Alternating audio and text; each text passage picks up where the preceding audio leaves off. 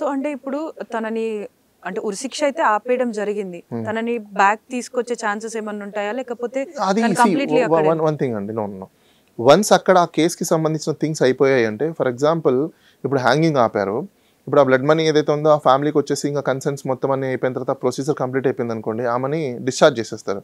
Once she discharge she is free, passport తీసేసుకుంటారు, ban చేసేస్తారు, మళ్ళీ they send back India, back to pavilion అయిపోతుంది.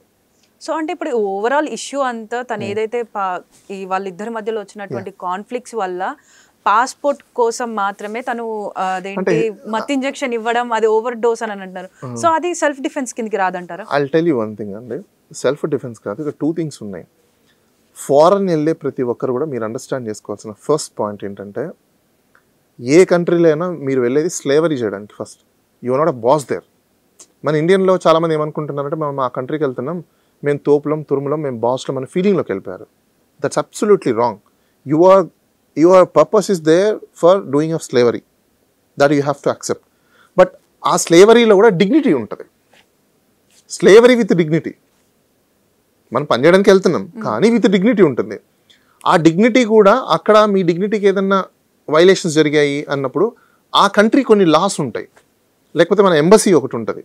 చాలామంది తెలియక ఏం చేస్తున్నారంటే, సేట్లు పాస్పోర్ట్ పెట్టేసుకున్నారనో, లేకపోతే సేట్లు టికెట్స్ ఇవ్వట్లేదనో, సేట్లు శాలరీస్ ఇలాంటి వాటి అన్నిటికీ కూడా మీకు ఒక ఎంబసీ ఉంది. ఆ ఎంబసీలో వెళ్ళి మీరు కంప్లైంట్ చేస్తే డెఫినెట్గా ఇండియన్ కంట్రీకి సంబంధించిన ఎంబసీ వాళ్ళు అక్కడున్న కంట్రీ గవర్నమెంట్తో మాట్లాడి ఇలాంటి పరిస్థితులు ఎవరున్నప్పుడు డెఫినెట్గా వాళ్ళు మీకు మళ్ళీ ప్రొటెక్ట్ చేస్తారు. అందుకోసమే మన ఎంబసీస్ అక్కడ ఉన్నాయి. అది చాలామందికి తెలియదు. ఏమనుకుంటున్నారంటే, అయ్యో మనల్ని ఎవరు కాపాడతారు ఏంటి, సోషల్ మీడియాలో కూడా ఎక్కువైపోయాయి. బట్ ప్రతి కంట్రీలో మన కంట్రీకి సంబంధించిన ఎంబసీ ఒకటి ఉంటుంది.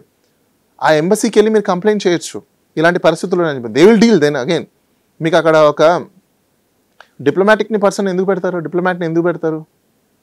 బికాస్ మిమ్మల్ని సేవ్ చేయడం కోసము, మిమ్మల్ని సంబంధించినవన్నీ అక్కడ వాళ్ళు చూసుకోవడం కోసమే మిమ్మల్ని అక్కడ పెట్టింది. మన ఫారెన్ కంట్రీస్లో ఉన్న మన యొక్క డిప్లొమాటిక్ని డెలిగేట్ని ఎందుకు మనం పంపిస్తున్నాం, డెలిగేట్ని ఎందుకు అక్కడ పెడుతున్నాం? ఇప్పుడు ఫారెన్ కంట్రీలో మన బ్రాంచెస్ కానీ ఆఫీస్ కానీ మన డెలిగేట్స్ కానీ ఎందుకు పెట్టాం అక్కడ? మన సిటిజన్స్కి ఏమైనా అక్కడ అవుతుందేమో, మన సిటిజన్స్ ఏమైనా జరుగుతుందేమో, దానికి ఇండియా వాళ్ళు ప్రొటెక్ట్ చేసుకోవడం కోసం, దానికి ఏ విధంగా ఇండియన్ కంట్రీ లేకపోతే ఇండియన్ గవర్నమెంట్ ఏ విధంగా సపోర్ట్ చేస్తుంది అన్న దానికోసం అది ఉంది. దాన్ని యూటిలైజ్ చేసుకోకుండా కొంతమంది తెలియకపోవడం వల్ల ఇలాంటివి చేయడం ఏంటంటే they will come into the సూ. బెదిరింపులతో ప్రజా గొంతుకను నొక్కగలరా? తెలుగువారి మనస్సాక్షి సాక్షి టీవీ. సాక్షి టీవీ ప్రసారాల కోసం వెంటనే మీ లోకల్ ఆపరేటర్ను సంప్రదించండి.